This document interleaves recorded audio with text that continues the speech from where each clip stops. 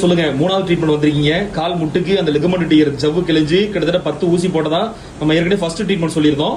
ரெண்டாவது எடுக்கல, இப்ப மூணாவது ட்ரீட்மெண்ட் வந்திருக்கீங்க. கால் எப்படி இருக்கு இப்போ? ஃபர்ஸ்ட் வந்ததுக்கு இப்போ ரொம்ப நல்லா டிஃப்ரெண்ட் தெரியுது சார். ஃபர்ஸ்ட் எனக்கு இந்த காலை எப்படின்னா ஒரு இடத்துல ஊனி நடக்க முடியாது.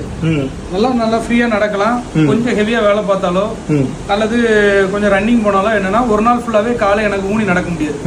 அது சரியா இருக்கு 2 நாள் ஆகும், அப்புறம் நார்மல் ஆயிரும்.